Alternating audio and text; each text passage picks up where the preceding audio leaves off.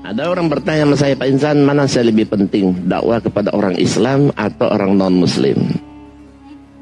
Saya menjawab, dakwah dua-duanya penting. Tapi dakwah yang sesungguhnya itu dakwah kepada non-Muslim. Hari ini saya tidak berdakwah, ini taklim ini. Saya tidak perlu mengajak bapak-bapak masuk Islam. Bahkan ada sudah Islam duluan dari saya kan.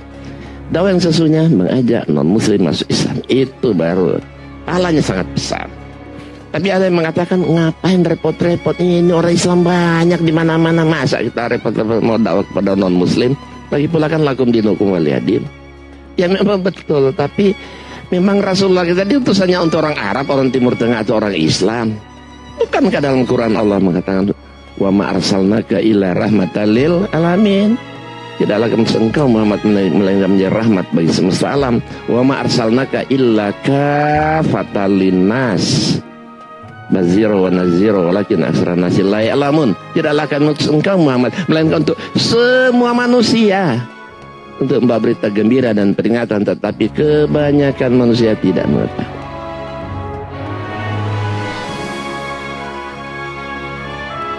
Dan tema-tema saya ini rada berbeda dengan tema yang disampaikan oleh para ustadz atau ustazah. Ini sesuai tentu dengan latar belakang saya yang mantan Kristen, otomatis tema-tema saya seperti ini.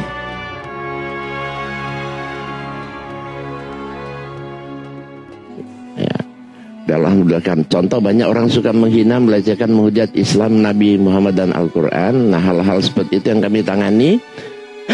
Dan alhamdulillah cukup banyak para pendeta yang pernah dipenjara karena mereka menghujat Al-Quran.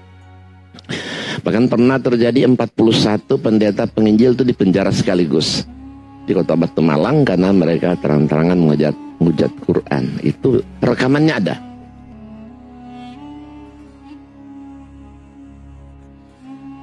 Enggak bagus ini. Jangan cerita-cerita lagi tentang ini. Saya bilang saya harus keliling, saya harus cerita.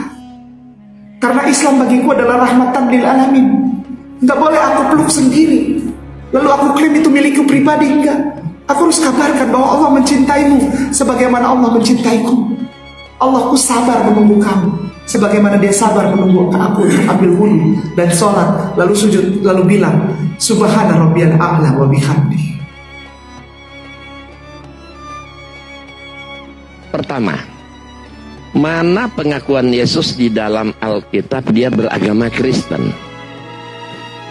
Tanya mereka, agamanya apa? Kristen. Lihat KTP, Kristen. Ada nggak tersusun Alkitab Yesus beragama Kristen? Nggak usah khawatir, nggak ada. Kedua, mana ajaran Yesus ketika beliau berumur 13 sampai 29? Di dalam Al-Injil ada kisah Yesus lahir sampai 12 tahun. Kemudian dia menghilang. Muncul usia 30, mati 33. Jadi berarti usia Yesus yang 33 tahun meninggal, 13 sampai 29, 17 tahun tidak ada kisah Yesus. Berarti ada firman yang hilang.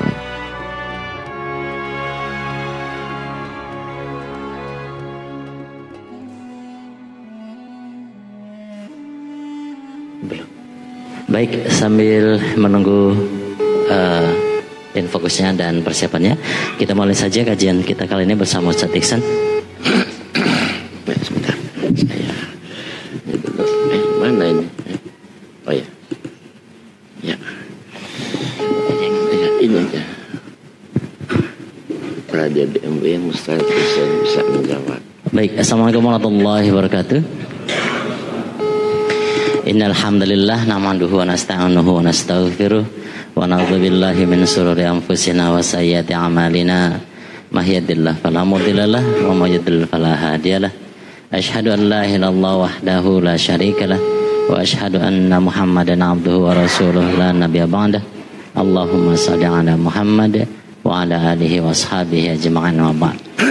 Alhamdulillah, puji syukur kepada Allah SWT yang mempertemukan kita pada pagi kali ini untuk menjalankan salat subuh secara berjamaah. Ya, insyaallah kita lanjutkan dengan ta'lim yang setiap hari Ahad kita laksanakan untuk mengadakan ta'lim interaktif, di mana kurang lebih 1,5 jam kita akan mendapatkan tausiah, kita akan mendapatkan nasihat, kita akan mendapatkan pencerahan tentang ayat-ayat Allah maupun sunnah-sunnah Rasulullah yang akan disampaikan oleh ustaz-ustaz kita, yang diharapkan dengan itu semua insya Allah memberikan ilmu kepada kita sehingga kita berada di jalan yang benar, berada di jalan yang lurus, berada di jalan yang dari Allah, yang insya Allah itu semua akan membawa kita di akhir kelak nanti berada di jannah surganya Allah Subhanahu wa taala. Salawat dan salam marilah kita curahkan kepada kita Nabi Muhammad sallallahu alaihi wasallam serta sahabat, keluarga dan seluruh umatnya sampai akhir zaman. Kami ucapkan assalamualaikum warahmatullahi wabarakatuh juga kepada jamaah yang mendengarkan siaran ini melalui radio di 89,5 FM IDC atau fraksi-fraksi lain untuk kota-kota Kalimantan Timur. Semoga kebersamaan kita diridhoi Allah dan kita mendapatkan ilmu yang bermanfaat, dan semoga kebersamaan kita diridhoi Allah Subhanahu wa taala. Baik Bapak Ibu dan jamaah sekalian, mitra edisi telah bersama kita Ustadz Insan LS Mokoginta yang insya Allah sudah beberapa kali datang ke masjid ini, ke kota Balikpapan ini untuk memberikan tausiahnya tentang ilmunya, tentang kristologi. Yang pagi ini sama beliau juga akan membawakan kajian kristologi dengan judul Mustahil Kristen Bisa Menjawab. Kami ulangi, temanya adalah Mustahil Kristen Bisa Menjawab. Sebuah kajian yang sangat penting bagi kita, terutama di akhir-akhir ini kita melihat ada gerakan-gerakan, termasuk ada seorang yang mengaku dirinya sebagai ustadz gitu ya, yang menjadi pendeta, kemudian memberikan pokok-pokok bahasan yang kemudian bisa membuat umat Islam tergelincir menjadi murtad. Dan insya Allah beliau akan membahas ini pada pagi ini selama kurang lebih 1,5 jam. Seperti biasa ta'lim akan kita bagi dua, 40 atau sampai 60 menit. Beliau nanti akan memberikan tausiah, untuk kemudian sesi kedua nanti kita akan memperdalam kajian dengan sesi tanya jawab, baik untuk jamaah yang ada di masjid sini maupun yang ada di rumah.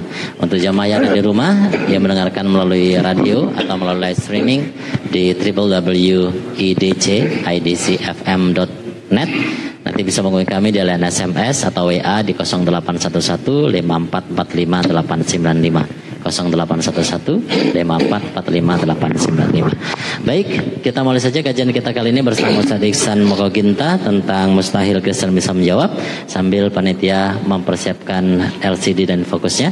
Kepada Ustaz dipersilakan. Panjang nggak bisa jalan-jalan? Oh bisa. Nggak mau jalan. Boleh.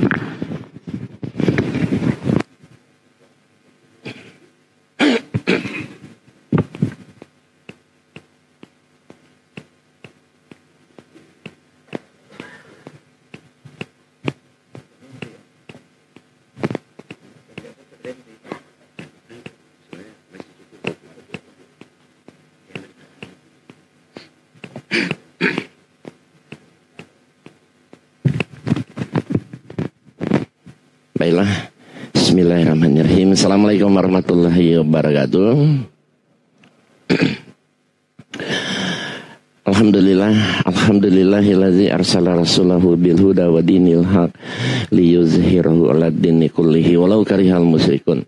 Asyhadu an la ilaha illallah wahdahu la syarikalah wa asyhadu anna Muhammadan abduhu wa rasuluh la nabiyya ba'd. Amma ba'd. Fawailul lil ladzina yaktubunal kitaba bi aydihim thumma yaquluna hadza min indillah liyastaru bi samanan qalilan fawailul lahum mimma katabat aydihim wa wailul lahum mimma yaksibun. Maqala aidan kuliya ahlal kitab Allah illa kalimatin sawa'in bainana wa bainakum alla na'budu illallah wala nusyrika bihi syai'aw wala yatahizza ba'duna ba'dan arbaba min dunillah fa in tawallaw faqul sadu bi anna muslimun. Sadaqallah. Ya, alhamdulillah kita bersyukur kepada Allah Subhanahu wa taala. Ya. Baru saja kita sama-sama selesai melaksanakan salah satu perintahnya yang menjadi kewajiban kita semua, yaitu sholat subuh berjamaah. Salam dan salam semoga tetap tercurah kepada junjungan kita Uswatun hasanah kita, teladan kita baginda Rasulullah Muhammad sallallahu alaihi wasallam beserta keluarga, sahabat dan pengikutnya, mudah-mudahan termasuk kita sekalian di dalamnya.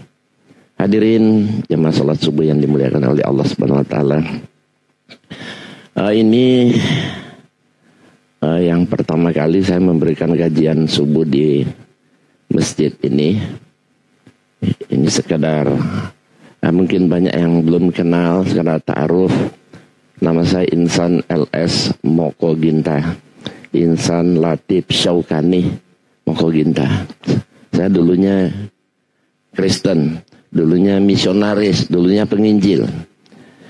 Alhamdulillah saya diberi hidayah oleh Allah Subhanahu wa taala masuk Islam, dan malah saya menjadi juru dakwah khusus kepada orang-orang non-muslim. Nama ketika dulu masih beragama Kristen saya itu Wenceslaus ya. Saya lahir di Manado 8 September tahun 49, tinggalnya di Kelapa II Cimanggis Depok lah. Ini ada nomor HP, nomor dan sebagainya. Aktivitas kami seperti ini, pertama sebagai konsultan, dalam arti khusus kami menangani kasus-kasus yang berhubungan Islam dan Kristen. Ya, dalam kan contoh, banyak orang suka menghina, melecehkan, menghujat Islam, Nabi Muhammad dan Al-Quran. Nah, hal-hal seperti itu yang kami tangani. Dan alhamdulillah cukup banyak para pendeta yang pernah dipenjara karena mereka menghujat Al-Quran. Bahkan pernah terjadi 41 pendeta penginjil itu dipenjara sekaligus di Kota Batu Malang karena mereka terang-terangan menghujat Quran. Itu rekamannya ada. Rekamannya seperti apa mereka menghujat Quran, kemudian ditangkap, disidang, dipenjara, itu bisa ditonton. Mungkin saya akan putar ntar di Namira sebentar Pak. Karena Namira itu 3 jam, ya kan? Karena waktu 3 jam cukup panjang, saya akan putarkan seperti apa para pendeta penginjil menghujat Quran, akhirnya ditangkap, disidang, penjara 5 tahun. Nggak tanggung-tanggung 41 orang. Tapi yang paling sering kami tangani setiap hari yaitu kasus orang-orang terlanjur menikah beda agama. Tapi yang paling banyak kasus pacaran beda agama. Ya, ternyata pacaran beda agama ini merupakan salah satu kasus yang banyak terjadi di kalangan muda-mudi. Banyak orang tua kita nggak sadar anak-anak mereka SMA sederajat, apalagi mahasiswa, ternyata punya hubungan dengan orang non-muslim. Nah ini kalau tidak diantisipasi, banyak akhwat-akhwat kita yang sering dimurtadkan. Nah, oleh sebab itu apabila bapak-bapak punya kasus seperti itu, mungkin punya teman, kenalan, tetangga, saudara, ada kasus seperti itu, bisa hubungi saya, telepon saya, insya Allah saya akan bantu memberikan solusi. Bagaimana caranya agar supaya Kristennya masuk Islam, bukan kita ditarik masuk ke Kristen. Karena keilmuan saya ini lebih khusus di bidang ini. Bagaimana cara cepat melunturkan iman orang Kristen, agar supaya mereka tertarik masuk Islam. Itu saya ajarkan secara khusus. Ya, insya Allah bulan Maret ada rencana saya akan datangkan ke sini, bukan dapat tur dakwah, tapi khusus daurah, khusus kristologi untuk di Balikpapan. Ya, saya akan mengkader sebanyak mungkin calon-calon juru dakwah kepada non-muslim agar supaya ke depannya kita bisa membentengi umat ini dari bahaya pemurtadan. Kemudian saya memberikan kajian kristologi Jakarta di seluruh Indonesia. Ya, kadang-kadang juga ke beberapa negara luar. Alhamdulillah subuh hari ini di sini. Dan terakhir saya penulis buku. Ya alhamdulillah selama saya masuk Islam, saya telah menulis buku lebih 50 judul. Dan juga VCD, DVD, karena saya sebagai debater. Saya sering mendebat para pendeta-pendeta. Mungkin bapak-bapak pernah nonton di YouTube. Saya sering mendebat para pendeta, karena di Indonesia saya termasuk terbanyak suka mendebat para pendeta. Nah, itu saja sekedar ta'aruf kita. Biasanya saya suka akan menaruhkan tema, ya. Dan tema-tema saya ini rada berbeda dengan tema yang disampaikan oleh para ustadz atau ustazah. Ini sesuai tentu dengan latar belakang saya yang mantan Kristen. Otomatis tema-tema saya seperti ini. Masih banyak, ya.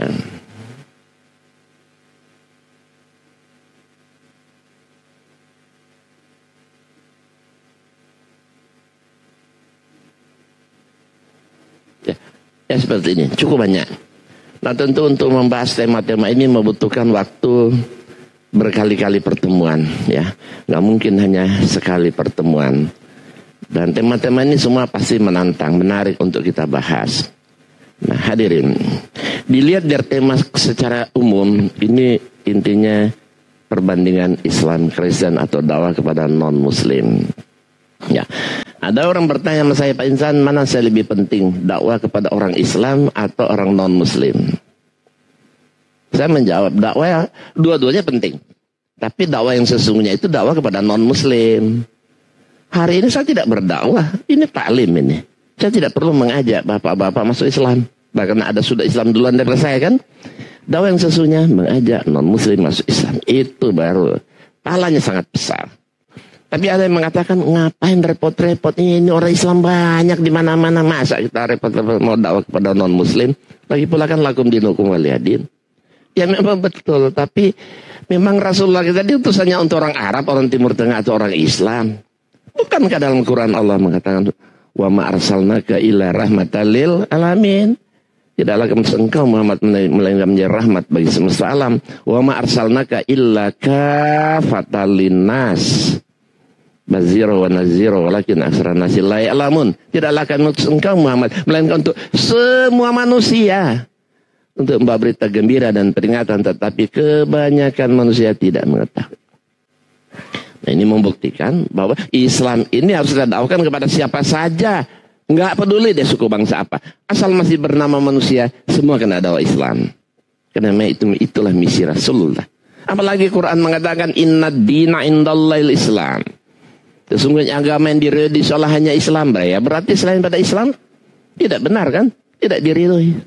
Surat 3 ayat 19. Surat 3 ayat 85. Wa may yabtaghi ghairal islami dinan fala yuqbala minhu wa huwa fil akhirati minal khasirin.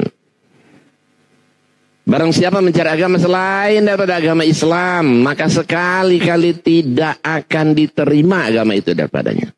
Dan di akhirat dia termasuk orang-orang yang merugi. Subhanallah, luar biasa kan? Berarti selain daripada Islam tidak terima, tertolak. Dan mereka akan mendapat azab Allah.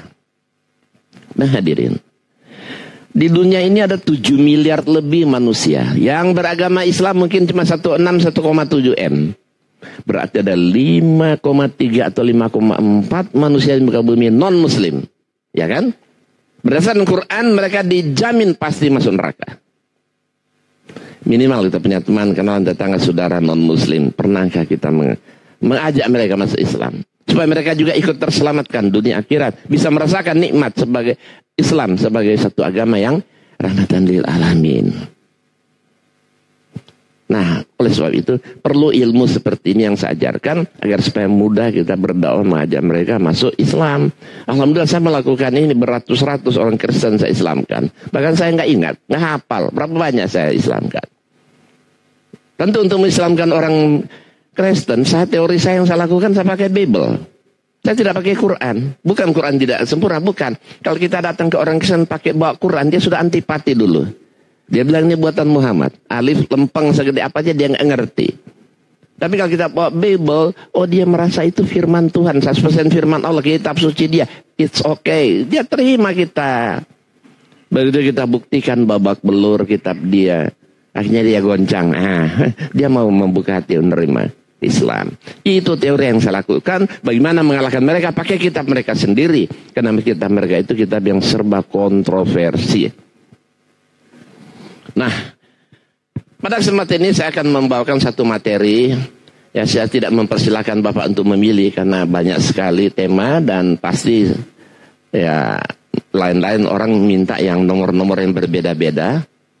Nah, nanti mungkin kalau ada daurah khusus nanti berikut kita akan hampir semua ini akan terbahas dengan sendirinya. Nah, ada salah satu cara atau kiat untuk melunturkan iman orang Kristen. Salah satu aja, dan sekian banyak. Itu saya buat buku ini. Mustahil Kristen bisa menjawab. Ini ada dalam bahasa Inggris juga ada. Berhadiah BMW, mustahil Kristen bisa menjawab. Ya, Grand Prize BMW, impossible for Christian to answer. Buku ini sudah lebih kurang 6 tahun lebih berdarah. Belum pernah ada satupun orang Kristen bisa menjawab pertanyaan. Padahal setiap pertanyaan dikasih mobil BMW plus uang 10 juta. 10 pertanyaan berarti kan 100 juta. Tambah BMW 1 kan, BMW kan bukan murah. Makanya saya punya mobil BMW yang gak pernah saya mau jual. Ya saya harus punya terus. Kenapa itu jadi taruhan buat saya gitu. Nah hadirin. Ini bukunya. Ya.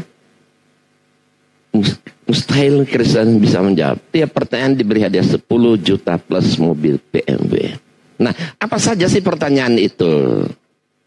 Ya. Pertama, mana pengakuan Yesus di dalam Alkitab dia beragama Kristen? Tanya mereka agamanya apa Kristen? Lihat KTP, Kristen. Ada nggak tertulis Alkitab Yesus beragama Kristen? Nggak usah khawatir, nggak ada. Seumur hidup Yesus tidak pernah beragama Kristen. Kenapa Kristen itu muncul jauh setelah Yesus mati, baru ada agama Kristen. Yang menamakan Kristen itu Paulus dan Barnabas di satu kota kecil namanya Antioquia. Kisah Rasul pasal 11 ayat 24 sampai 26. Nanti ini baru garis besarnya, nanti saya akan perlihatkan bunyi ayatnya satu persatu. Kedua, mana ajaran Yesus ketika beliau berumur 13 sampai 29. Di dalam Al-Injil ada kisah Yesus lahir sampai 12 tahun.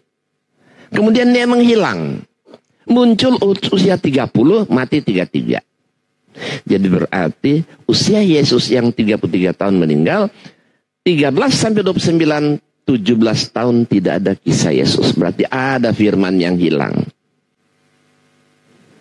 Katanya orang Kristen, Yesus tidak menikah, kata, saking sucinya.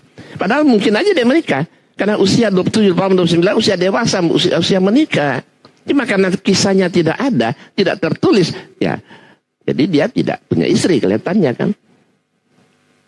Orang kalau nggak menikah cuma ada dua sebab. Pertama, mati muda.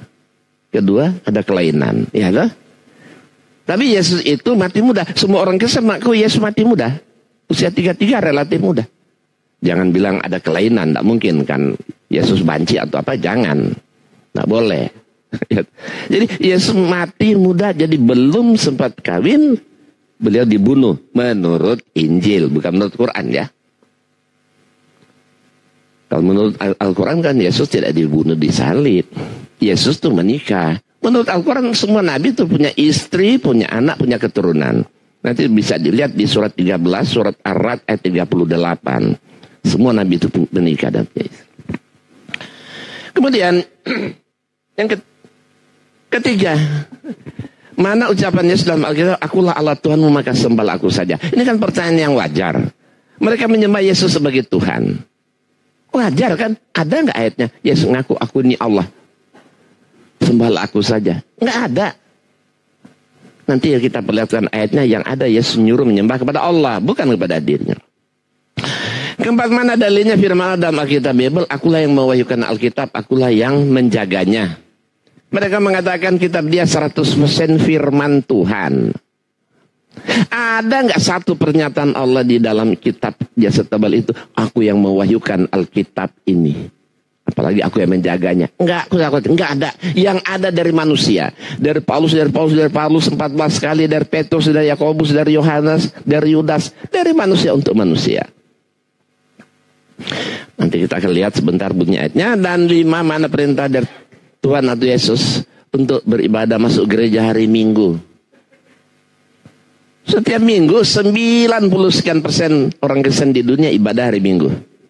Ada nggak perintah Allah atau Yesus masuk gereja hari Minggu atau mengkuduskan hari Minggu? Nggak usah khawatir, kagak ada. Yang ada, kamu ibadah kuduskan salah satu hari, Sabat kan? Ya Sabtu, bukan Minggu. Oke, kita lewatkan dulu. Nanti sebentar kita lihat bunyi ayatnya. Keenam, Mana dalil terus dalam Alkitab Yesus 100% Tuhan 100% manusia. Kita kalau dialog debat dengan mereka, setiap terpojok ya, setiap mereka terpojok selalu mengatakan apa?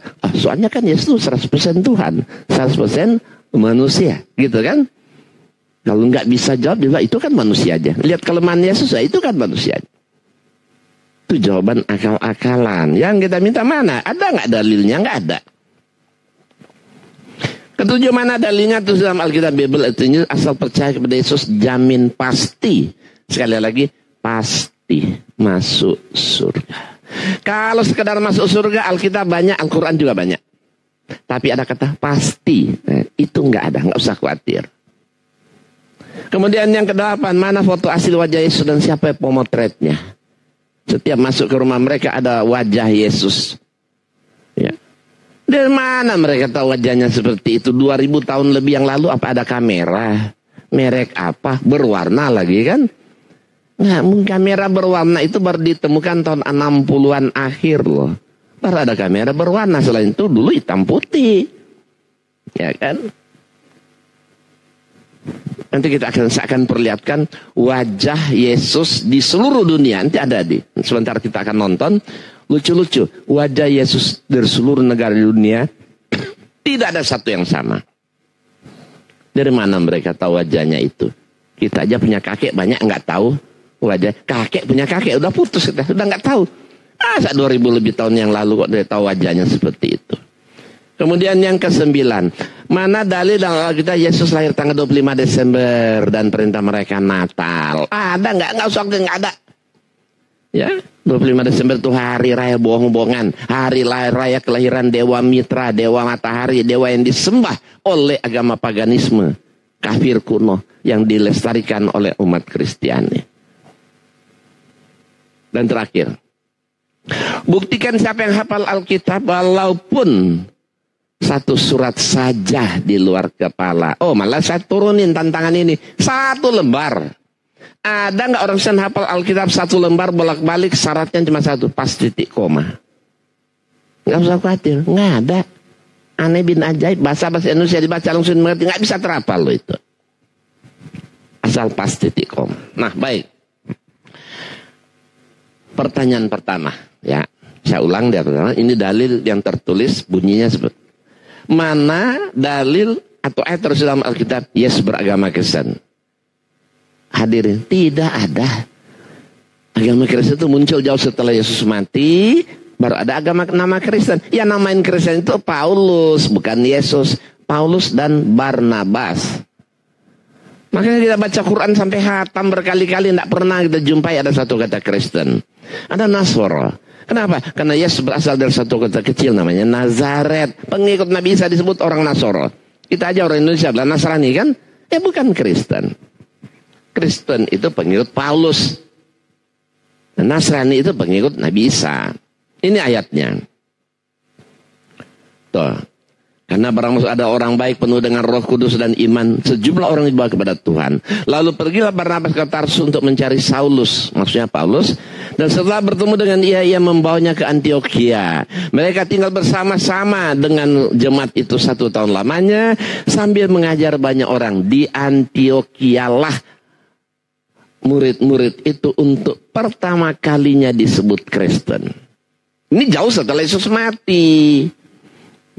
Maka Yesus tidak pernah tahu agamanya disebut Kristen. Yesus agamanya apa? Ya Islam. Kenapa? Karena semua nabi pasti mengajarkan tauhid. Kemudian yang kedua, lihat ini. Sebentar saya lewatkan aja. Pertanyaan kedua. Mana ajaran Yesus sejak dia berumur 13 sampai 29? Ya, enggak ada. Yang ada kisah Yesus lahir sampai usia 12. Ya, ini dan 30 kemudian mati. Perhatikan Bapak, perhatikan baca ini. Ketika setelah berumur 12 tahun, pergilah mereka ke Yerusalem seperti yang lazim pada hari raya itu.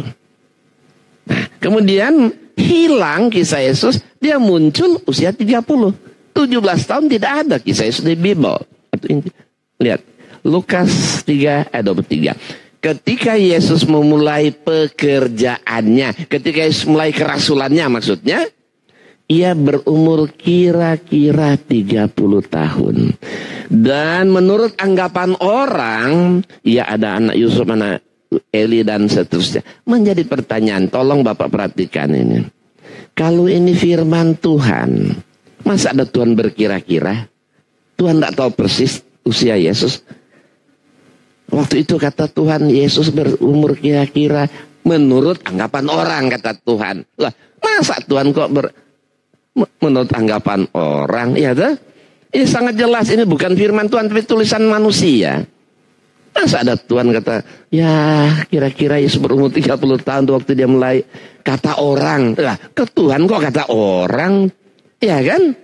Ini nggak masuk akal. Terus, pertanyaan ketiga. Mana ucapan Yesus, akulah Allah Tuhanmu, maka sembahlah aku saja. Nah, ini tidak ada. Sama sekali tidak ada. Yang ada Yesus menyuruh menyembah itu hanya kepada Allah, bukan kepada dirinya. Ya, malah mereka Yesus yang mereka sembah-sembah. Padahal Yesus tidak pernah mengatakan dirinya Tuhan apa atau Allah. Ini kita perhatikan. Ini kisahnya begini. Matius 4, 8 ayat 10. Iblis membawa Yesus ke atas gunung yang sangat tinggi. Loh, masa ada Tuhan dibawa iblis? Ya toh? Kalau Yesus Tuhan, masa Tuhan dibawa iblis? Untuk apa? Mau dicoba iblis. Ya terbalik dong, ya kan? Mestinya Tuhan yang bawa iblis, iblis yang dicoba Tuhan. Masa iblis yang nyoba Tuhan? Iblis Tuhan mereka kok dibawa iblis coba? Untuk apa? Dicoba. Apa iblis bawa Yesus ke gunung yang sangat tinggi? Ini tertulis di Injil mereka. Begitu sampai di atas gunung yang sangat tinggi, kan tengok ke bawah kan kelihatan kerajaan dunia. Apa kata iblis sama Yesus? Semua itu akan kuberikan kepadamu asal engkau mau sujud menyembah aku, kata iblis. Nah, marah Yesus pada waktu itu. Apa kata Yesus? Nyala engkau iblis. Sebab ada tertulis engkau harus menyembah Tuhan Allahmu dan hanya kepadanya saja, kepada dia saja engkau berbakti. Nah, ini menunjukkan iblis aja tahu Yesus mengajarkan tauhid. Bukan Tuhan. Engkau harus menyembah Allah Tuhanmu.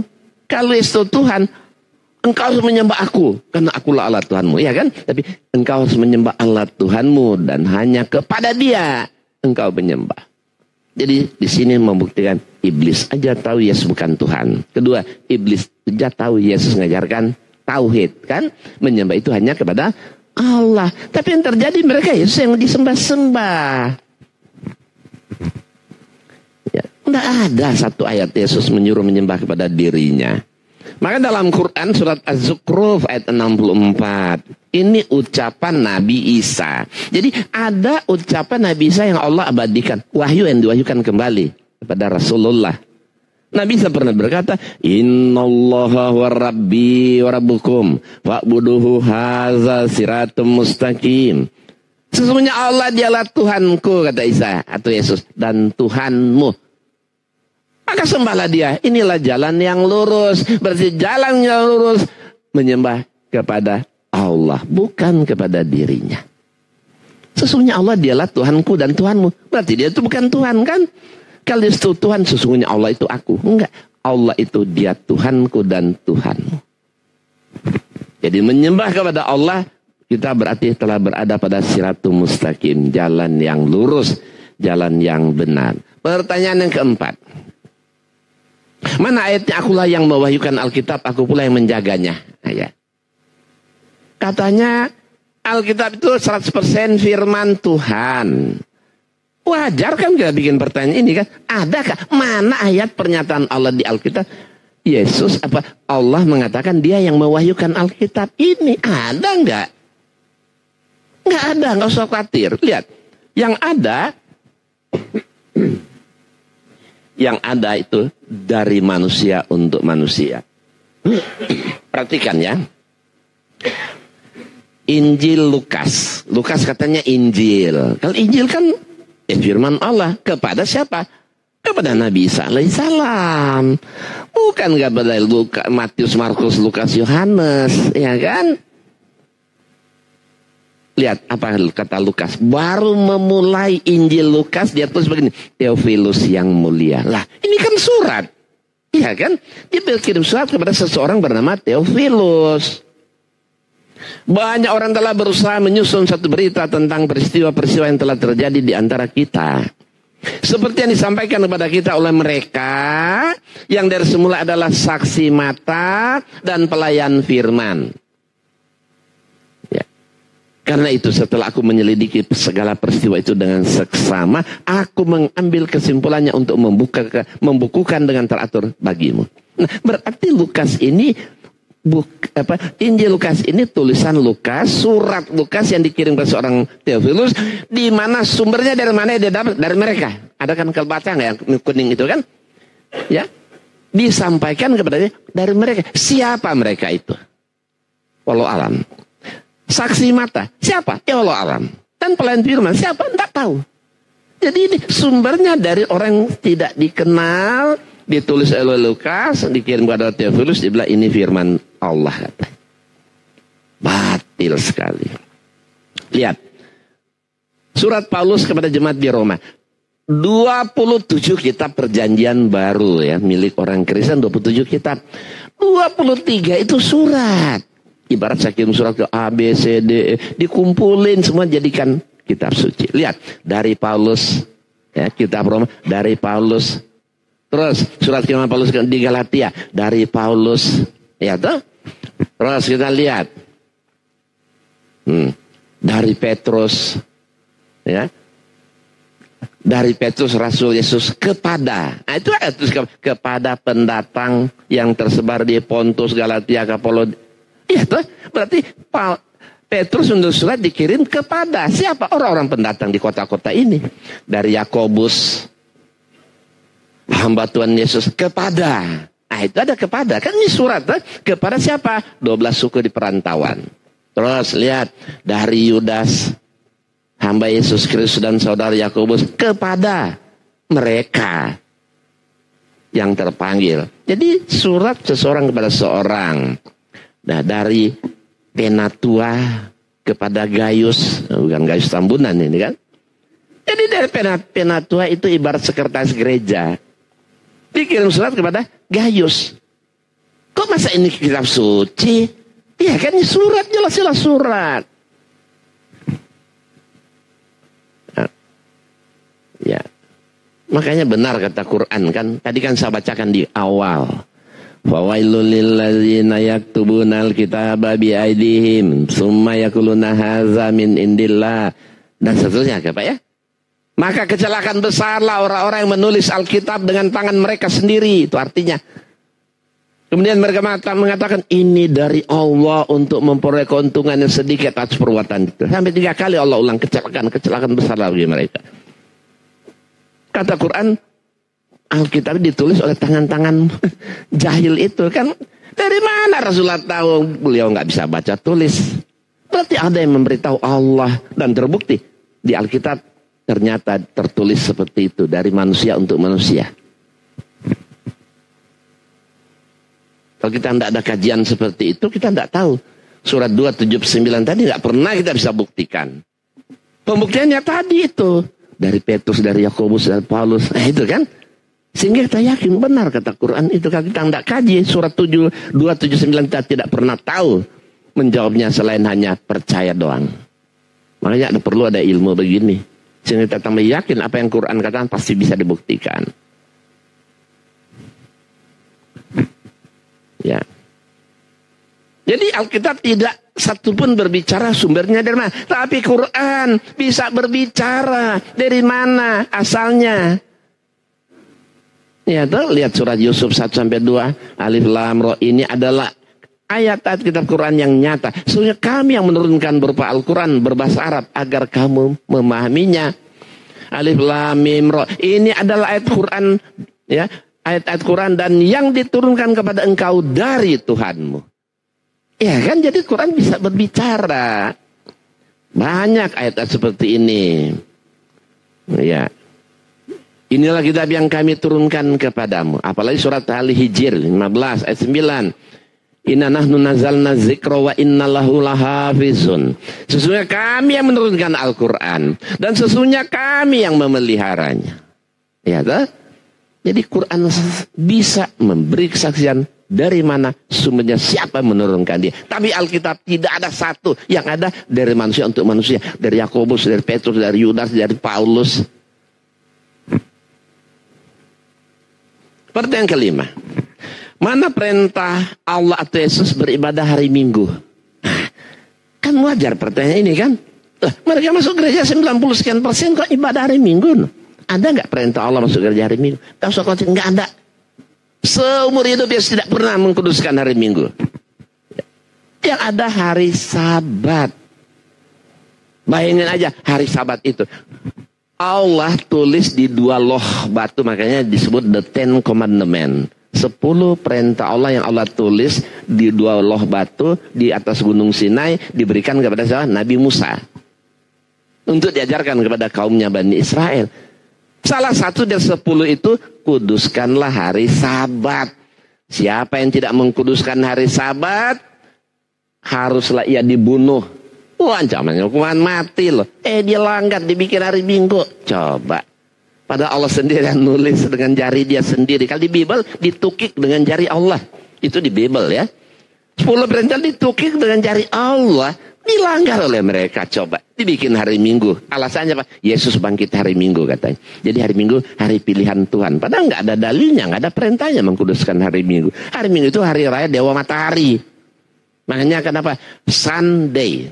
Sun artinya matahari. Day hari. Sunday artinya hari matahari itu. Nah kita lihat. Yesus usia 33 tahun. Seumur hidup Yesus sampai mati dia tetap mengkuduskan hari Sabat. 4 Injil. Lukas, Markus, semua nulis gitu. Ia datang ke Nazaret tempat ia dibesarkan dan menurut kebiasaannya pada hari Sabat ia masuk ke rumah ibadat. Markus 1:21 hari Sabat. Markus 6 ayat 2 hari Sabat juga Yesus mengajar. Enggak pernah sekalipun Yesus mengajar atau mengkuduskan hari Minggu. Tuh lihat, semua Injil. Lukas 4:16, ya kan? Ia datang ke Nazaret tempat ia dibesarkan dan menurut kebiasaannya pada hari Sabat ia masuk ke rumah ibadat lalu berdiri hendak membaca Alkitab. Lukas 4:31 ia mengajar pada hari Sabat. Lukas 6 ayat 6 hari Sabat. Lukas 13 ayat 10 hari Sabat. Nggak ada satupun hari Minggu. Kemudian ancaman, lihat. Ancaman Allah orang yang melanggar hari Sabat. Oke. Berfirmanlah Tuhan kepada Musa. Katakan kepada orang Israel demikian. Akan tetapi hari-hari Sabatku harus kamu pelihara. Sebab itulah peringatan antara aku dan kamu turun-temurun. Sehingga kamu mengetahui bahwa akulah Tuhan yang mengkuduskan kamu. Ya, haruslah kamu pelihara hari Sabat. Sebab itulah hari kudus bagimu. Siapa yang melanggar kekudusan hari Sabat itu pastilah ia dihukum mati. Nah, coba. Sebab setiap orang yang melakukan pekerjaan pada hari Sabat, pada hari itu, orang itu harus dilenyapkan dari antara sebangsanya. 6 hari lamanya boleh dilakukan pekerjaan. Maka orang Advent yang memperingati Sabat kan orang Advent doang. Ya kan?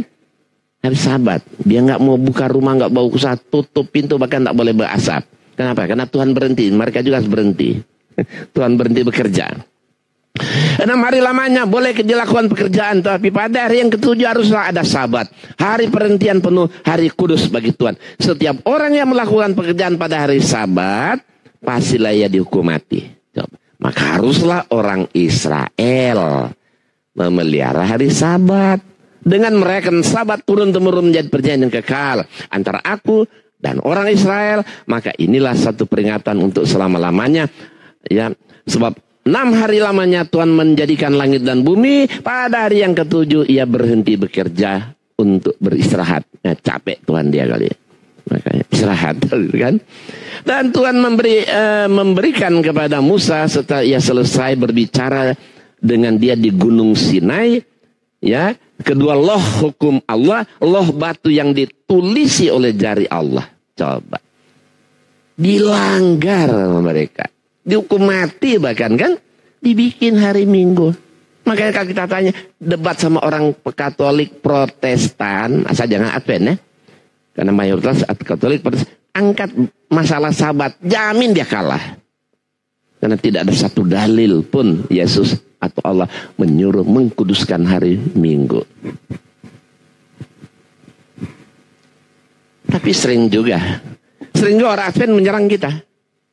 Bahkan di Quran ada juga kata perintah ibadah Sabat. Kenapa kita bikin hari Jumat? Kan begitu orang Advent menyerang kita. Seolah-olah Sabat itu paling istimewa, paling seluruh dunia harus merayakan Sabat. Kalau orang Advent sering nyerang kita Sabat, kita angkat ayat ini, coba lihat. Ya.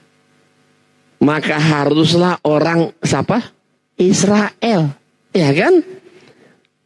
Antara lihat ayat 7, antara aku dan orang Israel. Inilah menjadi peringatan. Jadi Sabat ini hanya diberlakukan bagi Bani Israel, bukan semua manusia.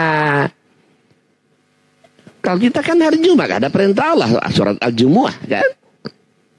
Kristen itu pengikut Paulus hari Minggu, tapi Nasrani sebenarnya ini Sabat. Keenam, mana dalilnya terus dalam Alkitab Yesus 100% Tuhan, 100% manusia. Mereka kalau ke debat, begitu dia terpojok, soalnya Yesus kan 100% Tuhan, 100% manusia. Kalau Yesus mati, Yesus kok, kalau Yesus Tuhan kok bisa Tuhan mati, disalib? Oh yang mati itu manusianya kata. Gitu kan, ketika Yesus teriak di kayu salib menghembuskan napas yang terakhir, Eli, Eli lama sabachthani, Tuhan, Tuhan, mengapa engkau meninggalkan aku? Loh, kalau Tuhan kok mati, siapa yang berani bunuh Tuhan, siapa yang berani mencabut nyawa Tuhan? Ya, ada jawaban mereka kan. Soalnya Yesus 100% Tuhan, yang mati itu manusia kata. Selalu mereka menggunakan dalil hampir pasti Yohanes 1 ayat 1 dan 14. Ini ayat yang 90% jadi dalil mereka untuk mengatakan Yesus itu 100% Tuhan, 100% manusia. Pada mulanya adalah firman. Firman itu bersama-sama dengan Allah, dan firman itu adalah Allah. Nah gitu. Padahal firman itu dalam bahasa Isa, firman itu kalamullah, kalimat Tuhan, ucapan kun, jadilah itu. Kalau firman itu bersama dengan Allah, firman itu bukan Allah dong. Saya bersama antum. Saya bukan antum, antum bukan saya. Kita ada berdua, ya kan? Masa kok Allah berfirman, ya Yesus itu yang firman. Jadi Yesus itu Tuhan. Firman itu telah menjadi manusia.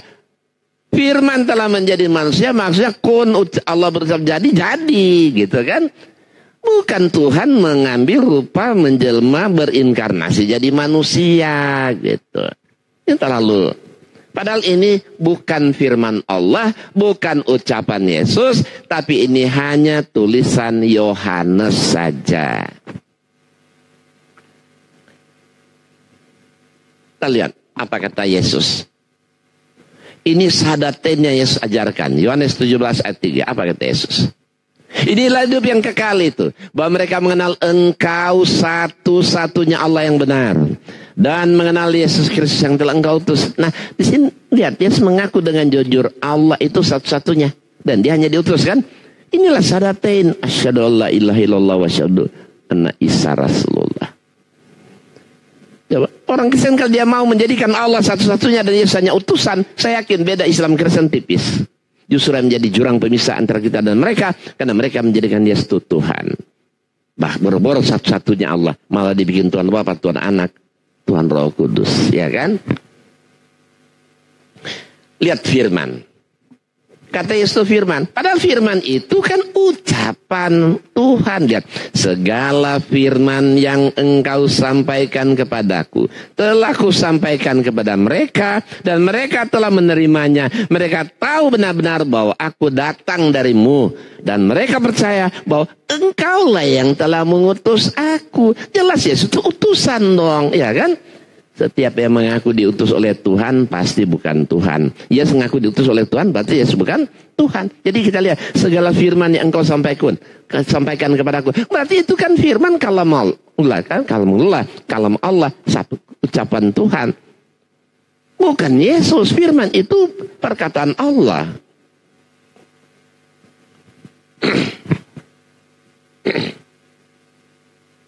Yesus itu bukan Tuhan. Kita lihat, ya. Sebab anak manusia Yesus kan, anak Maryam. Dan orang banyak itu menyahut, inilah Nabi Yesus. Orang yang hidup sejaman dengan Yesus, bergaul dengan Yesus, kenal Yesus dari dekat, mengatakan Nabi Yesus. Ya. Mana yang bisa dipercaya? Kesaksian orang yang bergaul dengan Yesus, hidup sejaman Yesus, atau pendeta hidup 2000 tahun kemudian mengatakan itu Tuhan? Giliran Yesus dibilang Tuhan Yesus. Giliran Isa dibilang Nabi Isa kan? Dia nggak mau bilang Nabi Yesus. Orang Kristen nggak pernah bilang Nabi Yesus. Nabi Isa. Kalau Yesus, Tuhan Yesus. Nah, lihat. Nabi. Bahkan Bapak perhatikan ini. 4 Injil kan ada 4. Matius, Markus, Lukas, Yohanes. 4 Injil semua Yesus mengatakan, aku ini Nabi. Lalu mereka kecewa dan menolak dia. Maka Yesus berkata kepada mereka, 2 koma pembuka. Berarti ucapan Yesus kan, seorang nabi dihormati di mana-mana. Injil Markus seorang nabi, Injil Lukas seorang nabi, Injil Yohanes seorang nabi. Yesus memberi kesaksian dia itu nabi. Semua umat Islam menjadikan Yesus nabi. Mereka malah menjadikan Yesus Tuhan.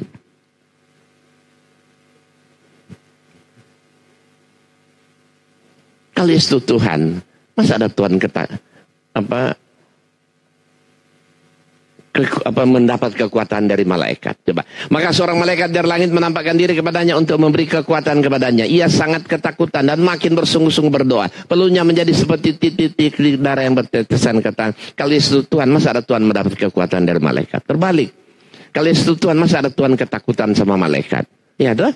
Terbalik juga kan? Coba. Kalau Yesus Tuhan, dia berdoa kepada siapa lagi? Nah, baik. Pertanyaan ke-7. Mana dalilnya asal percaya kepada Yesus sebagai Tuhan dijamin pasti masuk surga? Ternyata tidak ada. Harus ucapkan insya Allah. Ada. Jika Tuhan menghendaki. Cuma kata insya Allah dulu Alkitab insya Allah, sekarang dihapus. Diganti jika Tuhan menghendaki. Artinya sama aja kan? Sama aja. Berdosa bahkan. Nah, itu ada kata insya Allah. Injil cetakan lama. Ya kan? Melainkan patulah kamu berkata. Ya, melainkan patulah kamu berkata insya Allah. Kalau enggak kita akan dosa, sombong, takabur. Jadi ada kata insya Allah dalam Injil mereka. Cuma sayang mereka nggak mau menggunakannya. Pasti. Nggak ada memastikan sesuatu yang belum tentu terjadi. Ke-8. Maaf cuma sampai 10 ini. Ya, sampai 10. 8. Mana foto wajah Yesus asli dan siapa pemotretnya? Ya tuh. Setiap masuk rumah gereja atau rumah orang Kristen beda-beda wajah Yesus. Dari mana mereka tahu wajah Yesus seperti itu? 2000 lebih tahun yang lalu mana ada kamera berwarna lah, itu hasil semua wajah Yesus di muka bumi hasil rekayasa para pelukis atau pemahat patung, ya kan? Bukan foto. Coba kita lihat. Nih. Ini Maria dan Yesus. Perhatikan. Ini foto, lukisan, atau ini bisa saja foto. Kalau ya foto berarti ada wanita cantik, anak laki-laki ganteng didandanin sedemikian rupa dipotret. Ya toh? Kelihatannya foto. Ya mungkin dia berdua masih hidup. Geli mereka berdua tiap hari disembah-sembah oleh mereka, ya kan? Cantik sekali dan ganteng. Nah, kita lihat di sini. Nah, The Passion of the Christ. Ini kan film. Ini bintang film yang memerankan Yesus ini. Wajahnya lain. Perhatikan, di sini wajahnya lain lagi. Beda. Di sini wajahnya lain lagi. Nah, ini bilang Eli, Eli, lama sabaqtani. Artinya Tuhanku, Tuhan, Tuhan, mengapa engkau meninggalkan aku? Tadi Tuhan mana lagi yang dipanggil kan? Terus di sini beda lagi ini. Tuh. Kayak kolor enggak, cawat enggak, iya kan? Mereka masuk gereja pakai baju. Orang Kristen nggak masuk gereja itu kayak pertandingan busana loh, iya kan? Tiap minggu ganti model-model terbaru. Dulu saya ketika masih beragama Kristen, orang tua saya miskin, nggak bisa tiap minggu ganti baju. Kadang-kadang saya bolos nggak masuk gereja, malu teman-teman Cina saya kaya-kaya ganti-ganti baju terus. Mereka mentereng semua, sandal sepatu masuk berlutut di depan dia ini. Padahal di depan dia telanjang, itu kan. Minta lagi, ya toh? Nak malu, ya. Coba lihat, cawat bukan, kolor enggak.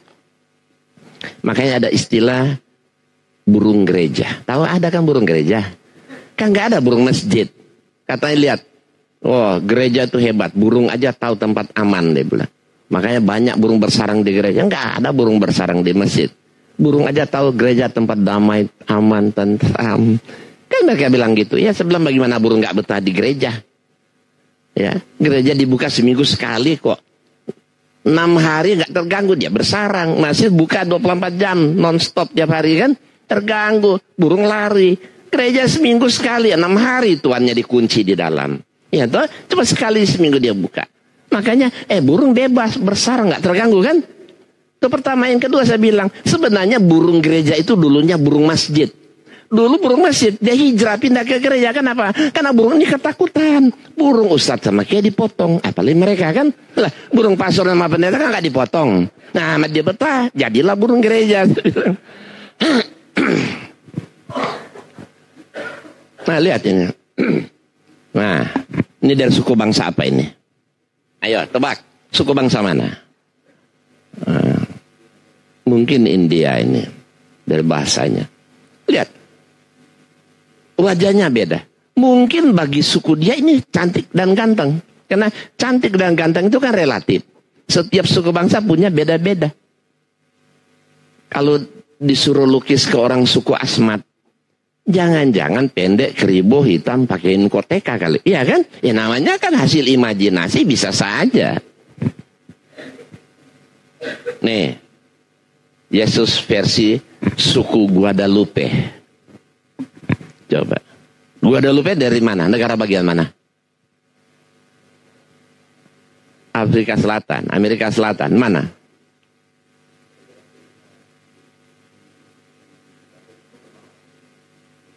Kalau Bapak nggak repot-repot, nggak usah repot-repot, tanya apa orang Jakarta, orang Betawi, Guadalupe. Aku udah lupa kan.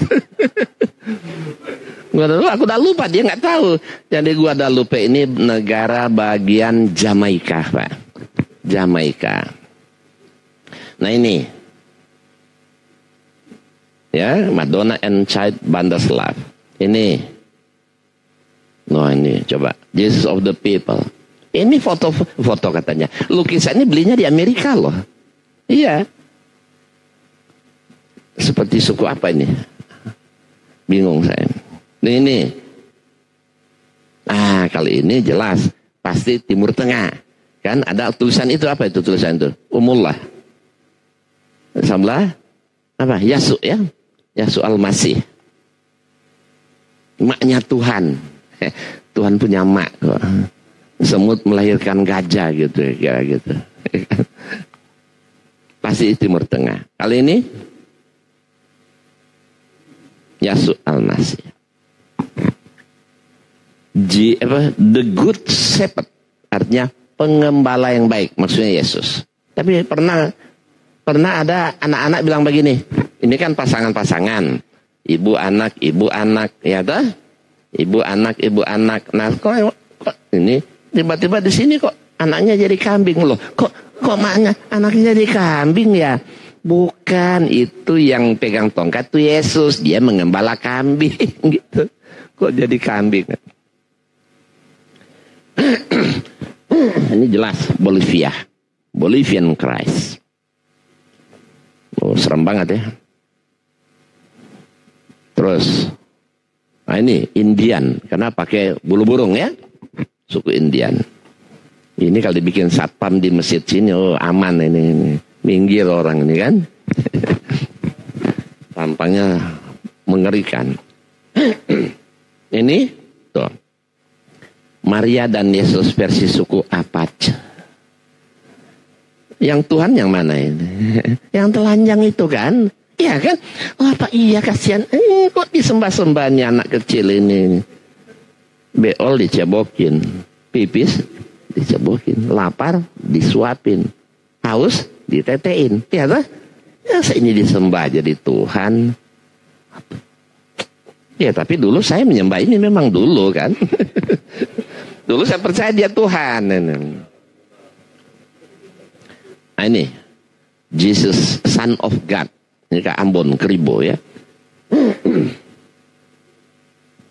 Wah ini paling ganteng sendiri. Lion of Judah, singa orang Yahudi. Ya kan, duduk kayak mau main congklak apa ini. Nah kali ini orang Indonesia paling suka maco, ganteng, ya dah.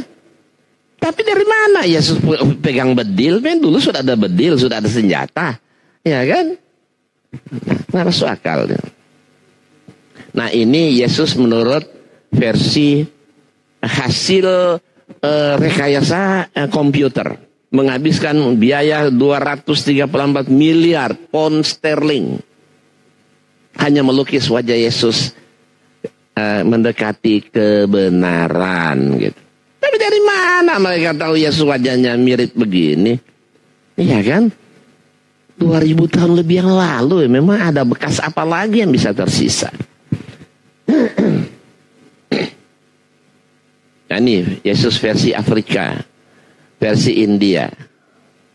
Terus ini versi Karabia, Korea. Nah, ini Yesus versi Meksiko dan Afrika. Terus ini versi Prancis dan Jerman. Ini Yesus versi Puerto Rico dan Arab. Ya, Puerto Rico itu picek mata sebelah, ya kan? Nah, saya Yesus buta sebelah dilukiskan di sini. Ini Rusia dan kulit putih. Ya, ini Kolombia dan Spanyol. Spanyol itu separuh nyolong katanya. Yesus pakaian Spanyol. Berbeda lagi, sama-sama Spanyol aja beda. Ya kan, lihat, ini Spanyol. Yang ini. Ya, ini Spanyol juga. Tiga-tiga tidak ada yang sama coba. Pada satu negara. Nih, Belanda. Kulit hitam, wah ini serem banget nih kulit hitam ini. Kadang-kadang ada orang Islam mengatakan dia masuk Kristen kadang-kadang dijamah sama Yesus. Ada yang ngaku saya pergi haji, saya lihat di atas Ka'bah ada Yesus. Ada yang bohong-bohongan begitu, dipegang dijamah oleh Yesus. Kalau mereka bilang begitu, tunjukkan nih foto-foto ini, gambar ini. Yesus macam mana yang kamu lihat? Yang ini, yang ini, yang ini. Ini ada bukunya. Di sini ada banyak versi Yesus dalam buku ini. Buka aja, tunjukin mana yang kalau Yesus mana yang kamu lihat.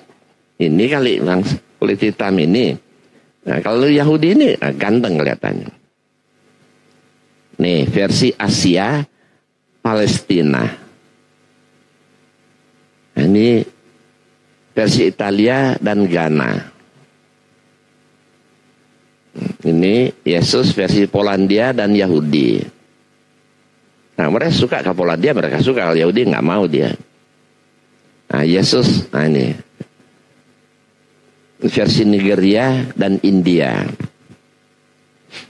Ini versi Cina dan Jepang. Ini versi Yahudi dan bangsa lain. Nah, ini versi kulit hitam dan Polandia. Diikat Tuhannya itu kan. Ini versi Cina dan Jepang. Ah, ini versi mana ini? Ini saya sendiri nih. Ini ada Gua Maria. Di mana? Di Kuningan. Naik gunung. Aduh, naik sampai puncak gunung. Yesus naik pikul salib. jatuh berkali-kali dibikin relief patung-patungnya. Di atas sekali ada gua Maria, ada patung Yesus besar. Saya naik ke atas, saya berfoto, ya, dengan bernostalgia dengan mantan bos saya dulu ini. Nah, ini Yesus versi mana ini? Ayo, siapa bisa tebak? Apa? India. Oh, bukan, ini wajah begini. Ini sebenarnya saya ngerjain teman yang Kristen. Dia ini manusia benaran. Semuanya karena kita sering panggil dia Yesus. Karena asal gondrong begini kan orang Kristen sering bilang Yesus. Saya panggil, namanya Benny Eric. Dia memang ada keturunan setengah bule. Kerjanya sopir pribadi. Kristen dia. Dia bilang, Ben, mau nggak ente terkenal? Bagaimana ya? Sudah ente ke rumah aja, nanti saya dandani seperti Yesus. Ente kan dipanggil Yesus. Saya potret samut di buku saya, mau nggak? Oh ya, boleh. Saya bawa ke rumah saya pakai jubah saya, pakai sorban saya potret. Nah, dia juga. Ini di rumah saya di lantai atas ada semacam air terjun, ya, kolam ikan. Ada semacam gua gitu kan, gua. Saya potret depan dia. Nih, masih dia. Sesungguhnya kami menurunkan Al-Quran, sesungguhnya kami memeliharanya. Nah, di sini kita lihat kata Yesus, sesungguhnya Allah dialah Tuhanku dan Tuhan kamu, maka sembahlah Dia saja. Nah, di sini kata Yesus, tidaklah Al-Quran diarahkan oleh siapapun selain Allah. Di sini kata Yesus, dan sesungguhnya Al-Quran ini benar-benar diturunkan oleh Tuhan semesta alam. Nah, di sini baru mereka kaget, loh, kok ada saya, itu kan? Ya, sesungguhnya agama yang diurusi Allah hanya Islam. Aku diutus hanya kepada domba-domba yang hilang dari umat Israel. Nah, di sini Pak Insan Mokoginta diberkati oleh Yesus karena telah masuk Islam, gitu. Artinya orang Kristen saya kerjain begini, dia sialan loh. Makanya saya bilang jangan percaya, no, asal kelihatan gondrong, ganteng, maco, Yesus, ya tuh. Dan saya cuma kerjain mereka. Akhirnya Yesus berikan Quran kepada Pak Insan dan mengaku dia beragama Islam. Nah, terus mau berpose dengan Yesus. Nah, ini ada hubungi nomor HP Yesus ini. Akhirnya apa hadirin? Masuk Islam dia. Masuk Islam. Saya bawa ke Masjid Raya Pondok Indah. Besar sekali kan. Jemaahnya ribuan. Sebelum khotbah Jumat diumumkan, hadirin sekalian, setelah Jumatan nanti kita akan menyaksikan ada seseorang mirip Yesus akan bersahadat masuk Islam. Wah, banyak banget orang. Saya sendiri yang sadatkan di depan banyak orang dia masuk Islam akhirnya.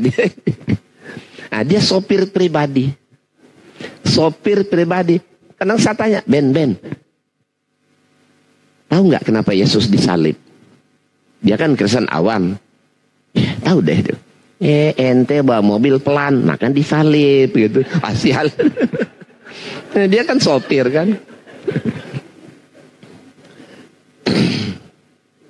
Kesembilan, mana dalilnya Yesus lahir tanggal 25 Desember dan perintah merayakan Natal? Nggak usah khawatir, kagak ada biar satu pun, ya. Nggak usah dikhawatirkan, dijamin tidak ada satu pun. Nah, saya lewatkan nanti. Dibaca aja, ada bukunya. Di tanggal 25 Desember, hari raya Dewa Matahari, Dewa Mitra yang disembah oleh orang agama Kristen. Terakhir, buktikan siapa yang hafal Alkitab, ya. Buktinya siapa yang hafal Alkitab walau hanya satu surat saja di luar kepala. Waktu debat sama pendeta Saifuddin Ibrahim, dia bilang Quran bukan wahyu Allah. Nabi Muhammad tidak punya mukjizat, dia bilang kan.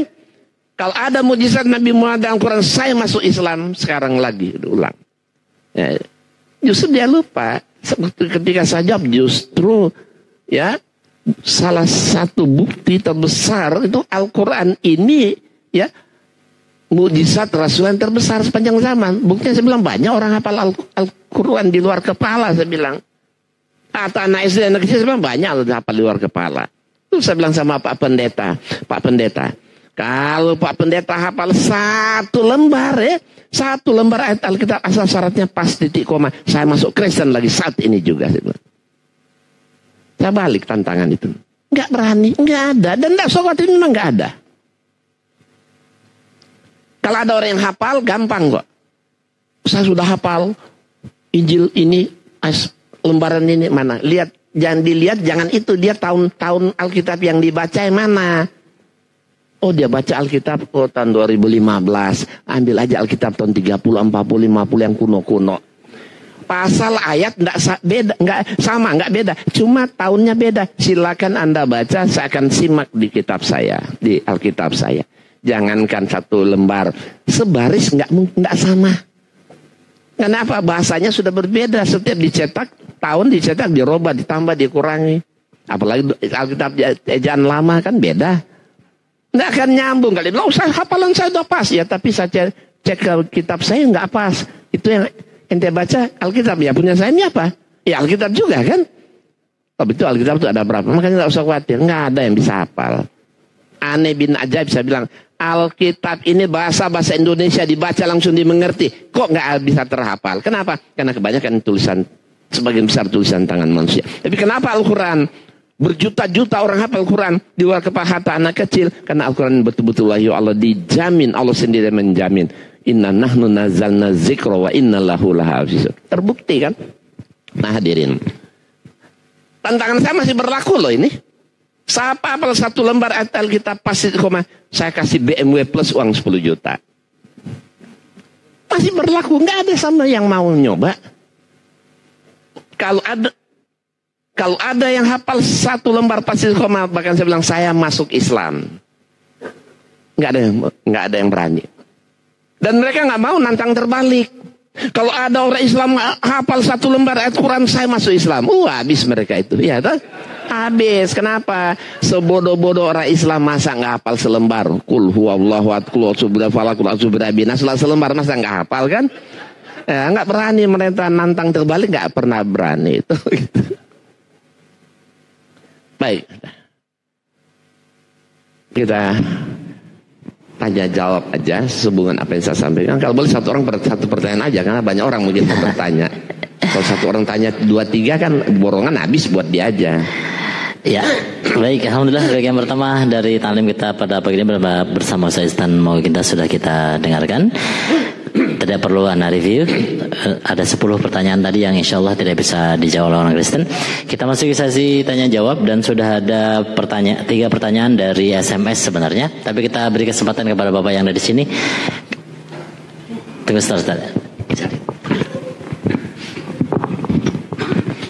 Ya, karena waktu kita mepet, tutup poin saja Pak. Nanti kan yang butuh buku saya ada di luar ya, dipajang di luar buku saya itu. Oh ya, sebelum pertanyaan kami sampaikan bahwa di depan tersedia buku-buku yang ditulis oleh Ustaz Ihsan, insyaallah. Silakan nanti yang berminat berada di depan. Bismillahirrahmanirrahim. Assalamualaikum warahmatullahi wabarakatuh. Waalaikumsalam. Bapak Ustaz, kebetulan saya dari nenek moyang saya udah Islam.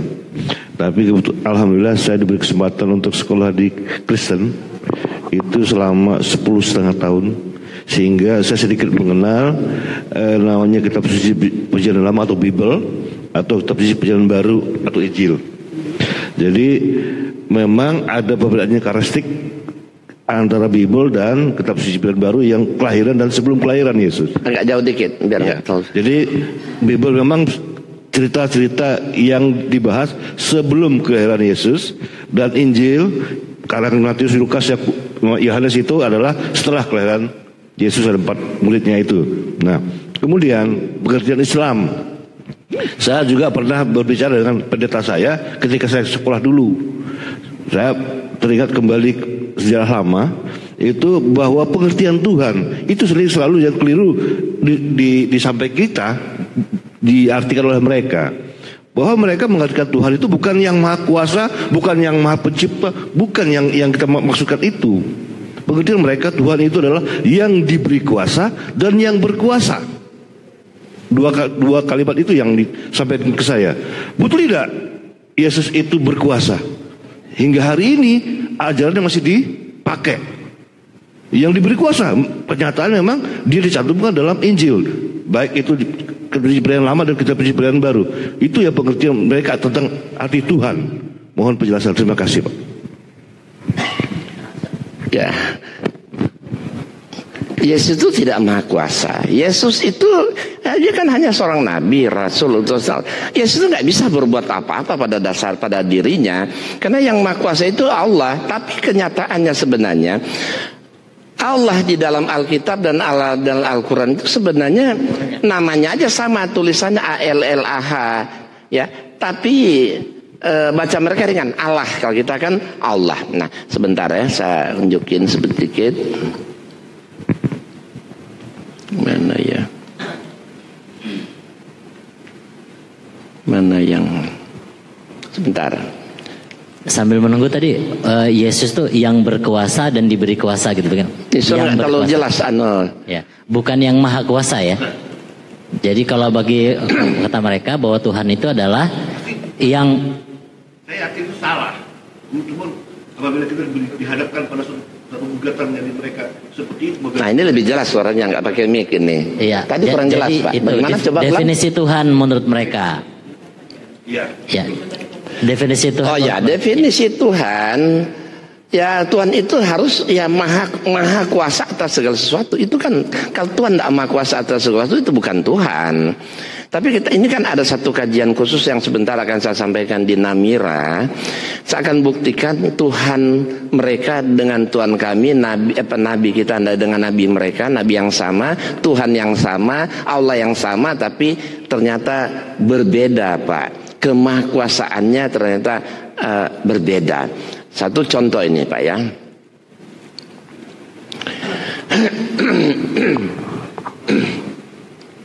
Mana tadi? Ya.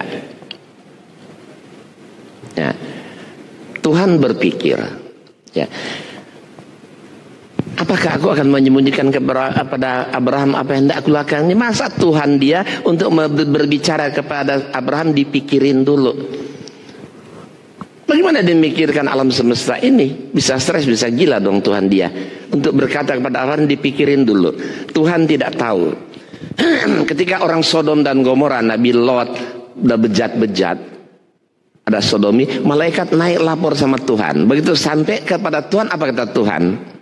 Sesungguhnya banyak keluh kesah tentang orang Sodom dan Gomora, dan sesungguhnya sangat berat dosanya. Baiklah aku turun untuk melihat apakah mereka benar-benar adalah berkelakuan seperti keluh kesah orang sampai kepada aku atau tidak. Aku ingin mengetahui. Jadi berarti Tuhannya tidak maha tahu. Ya kan? Laporan malaikat kata Tuhan apa benar ya? Aku akan turun ke bumi untuk lihat ya, mengecek laporan malaikat. Berarti Tuhan dia tidak maha tahu. Banyak sekali bagaimana Tuhan turun ke bumi kemudian dinasihati Abraham, apalagi lebih parah lagi apa? Tuhan itu dinasihati oleh Tuhan lupa janji dan sumpahnya, akhirnya diingatkan oleh Nabi Musa, akhirnya Tuhan menyesal, Tuhan sadar. Tuhan diingatkan, Tuhan lupa dinasihati, diingatkan oleh Nabi Musa, Tuhan baru sadar. Masa ada Tuhan semacam begini disembah?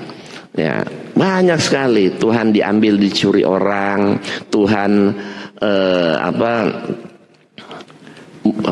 menyesal pilu hatinya, Tuhan salah dia membuat kita manusia. Ternyata kok dia lihat, oh manusia ciptaan saya kok semakin berdosa. Akhirnya apa? Menyesal Tuhan sampai hal itu memilukan hatinya. Berarti kan Tuhan dia nggak mau tahu, gagal kan dalam skenario penciptaan dia. Nah, nanti kita akan bahas sama dia. Lihat, terjagalah Tuhan seperti orang tertidur, seperti pahlawan yang siuman dari mabuk anggur. Masa Allah Tuhan dia kok dilukiskan sebagai orang yang tertiduran seperti mabuk minum anggur? Ini kan pelecehan terhadap Tuhan dia. Apalagi ini kita lihat, Tuhan mau mengerang seperti perempuan mau melahirkan. Ini kan merendahkan kemakuasaan Tuhan. Aku membisu sejak dahulu kala, aku berdiam diri, aku mau menahan diri. Sekarang aku mau mengerang seperti perempuan yang melahirkan. Aku mau menggap-menggap, tersengal-sengal. Ini kan betapa lemahnya Tuhan dia. Apalagi ini pada hari itu dengan pisau cukur yang dipinjam dari seberang sungai Efrat, yaitu Raja Asyur, Tuhan akan mencukur kepala, bulu paha dan bulu paha. Bahkan pisau itu akan melenyapkan janggut juga. Masa ada Tuhan kok pinjam pisau cukur mencukur kepala, bulu paha dan jenggot? Ini Tuhan atau hantu ini? Ya kan? Nggak mungkin kan? Betapa lemahnya Tuhan dia kalau begini. Nanti kita akan bandingkan bagaimana Allah di Quran. Setelah Allah di Bible kita bahas betul lemah, Allah di Quran nanti kita akan lihat subhanallah luar biasa. Maha atas segala sesuatu, ilmunya meliputi segala sesuatu. Selai daun pun di muka bumi jatuh dimanapun Allah tahu, tidak luput dari ilmu Allah. Dia sangat lemah. Kita lihat contoh ini satu aja nih. Oh yang tadi. Sebentar. Ini tanyakan kepada mereka, Tuhan ada kalau maha tahu, masa ada Tuhan kok miskin banget, pisau cukur mesti pinjam seberang sungai, masa ada Tuhan mau cukur kepala, bulu paha dan jenggot, masa ada Tuhan ini makhluk. Nah ini kalau Tuhan Anda kelasnya kelas begini, apalagi Yesus yang manusia dituhankan, ya kan lebih parah. Tapi lihat, saya kasih contoh satu ayat aja karena waktunya sudah. Dan pada sisi Allah lah kunci-kunci semua yang gaib. Tidak ada yang mengetahuinya kecuali dia sendiri. Dan dia mengetahui apa yang di daratan dan di lautan. Dan tidak selai daun pun yang gugur melainkan dia mengetahuinya. Dan tidak jatuh sebutir biji pun dalam kegelapan bumi. Tidak sesuatu yang basah atau yang kering melainkan tertulis dalam kitab yang nyata. Subhanallah, luar biasa ilmu Allah dalam Quran. Selembar daun di muka bumi manapun kalau kita lihat jatuh, tahu Allah. Pohon aja sampai kiamat tidak ada satu manusia bisa hitung, apalagi daun. Selembar daun jatuh di muka manapun Allah tahu. Orang terpintar di dunia suruh ciptakan komputer tercanggih, suruh tempel di satu pohon beringin aja, tolong lacak daun mana bakal jatuh dulu. Nggak ada yang sanggup, ya kan? Nggak ada yang sanggup. Tapi Allah dalam Islam yang kita sembah subhanahu, merinding kita melihat kemakuasaan Allah itu. Jadi kita bandingkan begini. Saya banding-bandingkan, lihat Tuhan Anda ya, Tuhan Anda, Tuhan kami, Tuhan Anda, Tuhan kami. Ayat Bible, ayat Quran, ayat Bible, ayat Quran. Akhirnya apa? Dia banting Bible dia, sialan kami dibohongin. Akhirnya masuk Islam. Tuhan begini kok Anda sembah-sembah, lihat Tuhan kami. Rasional mana, ya kan? Tuhan Anda atau Tuhan kami, masa ada Tuhan kok mengerang seperti perempuan melahirkan, mabok minum, sadar dari minum anggur atau mabok. Ya Tuhan dinasihati, Tuhan berpikir, Tuhan tidak tahu. Ya kan? Tapi lihat Allah kami, subhanallah, ya kan? Tuh. Satu lagi, nih. Allah lah yang menciptakan 7 langit dan seperti itu pula bumi. Perintah Allah berlaku padanya agar kamu mengetahui bahwasanya Allah maha kuasa atas segala sesuatu. Dan sesungguhnya Allah ilmunya benar-benar meliputi segala sesuatu. Luar biasa Allah kita. Yang paling merinding kita lihat ini. Wallahu la ilaha illahu alimul ghaibi wasyahadah warrahmanur rahim. Wallahu la ilaha illahu al malikul qudusus salamul mu'minul muhaiminul azizul jabbarul mutakabir. Subhanallahi amma yusrikun. Wallahu khaliqul bariul musawwir lahul asmaul husna yusabbihu lahu ma fis samawati wal ard wa huwal azizul hakim. Dialah Allah yang tiada Tuhan selain dia, maha mengetahui yang gaib dan yang nyata. Dialah yang maha pengasih lagi maha penyayang. Dialah Allah yang tidak ada Tuhan selain dia, penguasa, maha suci, maha sejahtera, maha pemberi keamanan, maha melera, maha perkasa, maha kuasa, yang memiliki segala keagungan. Maha suci Allah dari apa mereka persekutukan. Dialah Allah yang maha pencipta, maha mengadakan, maha membentuk. Baginya lah nama-nama yang baik. Bertasbihlah kepadanya apa yang di langit dan di bumi, dan dia maha perkasa lagi maha bijaksana.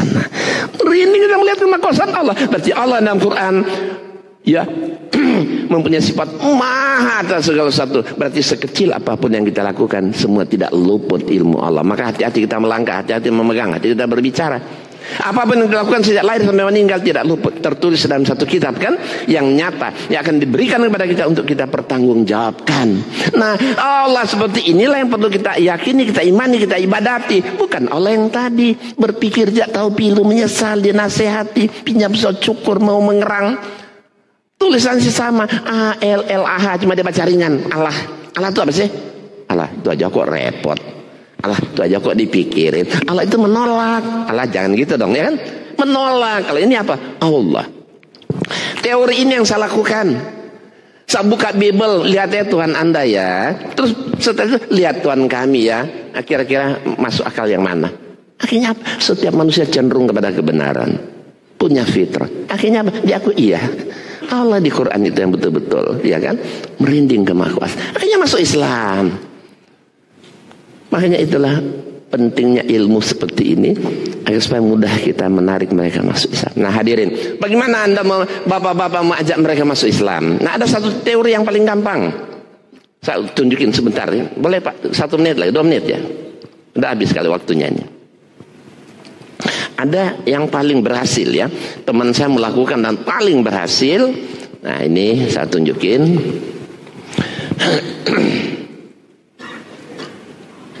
Nah ini VCD, saya debat dengan para pendeta Saifuddin Ibrahim. Ya alhamdulillah saat ini dia sudah ditahan, ya sudah ditahan di Polda Metro kan dia khusus menghujat Al-Quran. Ini dia di tengah, bawah ini saya di atas. Kami mantan-mantan Kristen. Dia ini di tengah ini, tapi temannya satu ini sudah saya Islamkan. Setelah debat dengan saya berkali-kali dia kalah, akhirnya masuk Islam. Saya sendiri yang Islamkan.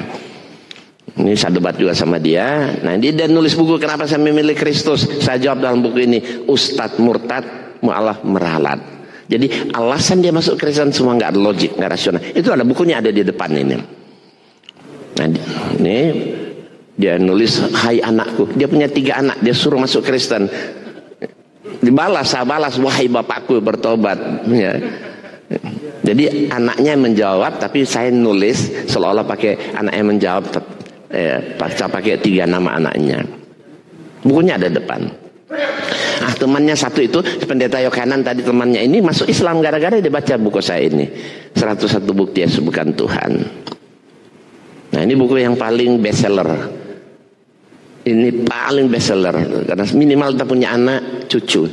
Dengan membaca ini insya Allah anak cucu kita nggak akan mudah terpengaruh. Tapi sebaiknya orang dibaca orang tua dulu karena ini ilmu yang sangat mendasar untuk perlu kita ketahui. Nah, ini barangkali ini saja ini. Nah, ini. Nah, ini. Ini kisah nyata. Si bapak ini bilang awalnya lakum dinukum waliyadin. Saya jelaskan lakum dinukum waliyadin itu betul.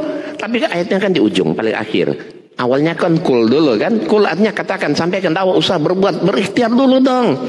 Kalian nggak mau ya sudah, lakum dinukum waliyadin. Sebaik-baiknya ada usaha Pak ya, ikhtiar. Dia akhirnya dia sadar, dia beli buku-buku saya, dicari teman-teman yang Kristen-Kristen, terutama teman sekantor. Nanti Bapak Ibu praktekan ya, ini cara paling berhasil. Bapak Kampriwoto ini dicari temannya namanya Bu Rahayu. Apa kan? Saya punya buku bagus, tapi bagus bagi saya belum tentu bagus buat Anda. Masalahnya di sini ada ayat Quran, ada ayat Injil. Semua ayat Quran saya cek ke Al-Quran betul, tapi ini ada ayat Injil ya, aku nggak ngerti. Kamu kan Kristen, boleh nggak saya minta tolong? Si Kristen menanya, minta tolong apa? Tolong kamu bawa buku ini kamu baca. Setiap ketemu ayat Injil, tolong dicek ke Injil benar atau enggak. Kalau enggak benar, saya akan maki-maki Pak Insan Mukoginta yang menulis buku ini. Itu basa-basi, ya, basa-basi. Nah, teman yang Kristen ini merasa dihargai, dihormati, bahkan diberi amanah kan untuk mengecek. Dan senang hati diambil bukunya, dia bawa pulang karena bakal mau ditanya, dia baca, dia ikut jalan ceritanya. Setiap ketemu ayat Injil dia cek ke Injil. Berapa hari kemudian ketemu, gimana? Sudah dibaca.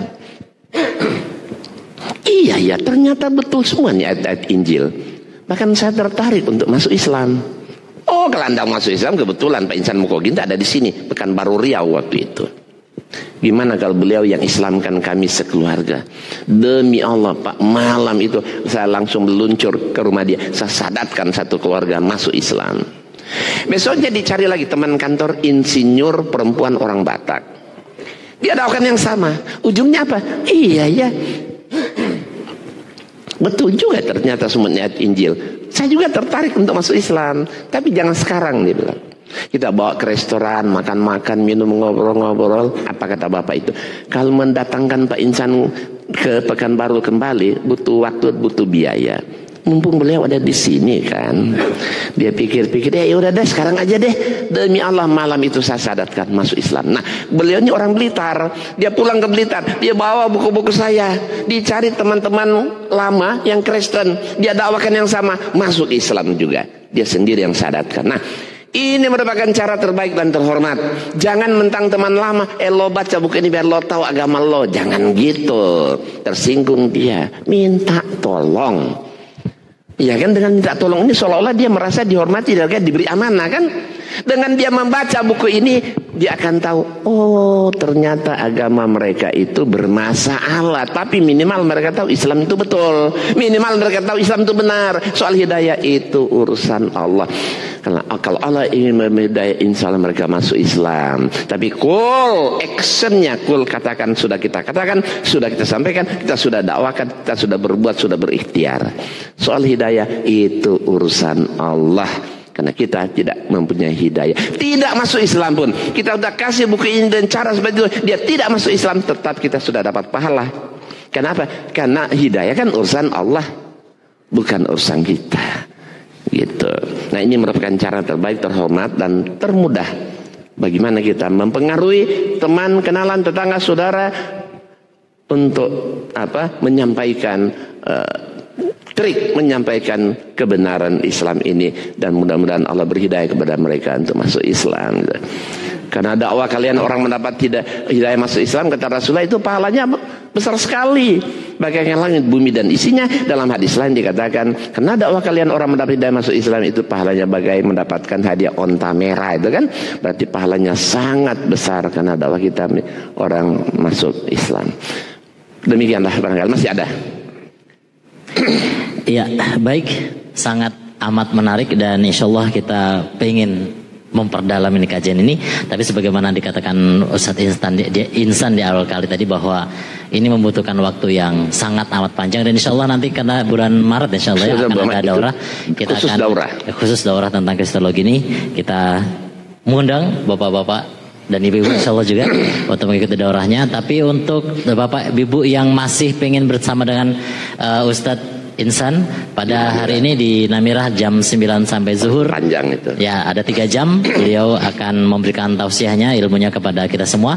Oleh karena itu yang memiliki waktu, mari luangkan waktu untuk datang ke Masjid Namirah di Balikpapan Baru insyaallah jam 9 sampai jam 12. Baik, karena waktu kita sudah habis, meskipun kita masih ingin bersama beliau, kita harus mengakhiri alim kita hari ini. Ustaz, bisa ditutup? Ya, tutup aja dengan hamdalah dan doa kafaratul majelis. Baik, kita tutup dengan hamdalah dan doa kafaratul majelis. Subhanakallahumma wa bihamdika asyhadu an la ilaha illa anta astaghfiruka wa atubu ilaik. Alhamdulillahirrahmanirrahim. Assalamualaikum warahmatullahi wabarakatuh. Yang berminat buku saya ada di depan. Buku saya tidak dijual tidak dijual di toko buku manapun. Nah, setelah dibaca berikan kepada mereka dengan cara tadi, mudah-mudahan Allah berhidayah mereka masuk Islam. Amin. Yang nggak bawa uang boleh ambil transfer, silakan. Oke. Baik, alhamdulillah demikian seluruh talim kita pada pagi ini bersama Ustadz Insan Mogoginta. Semoga memberikan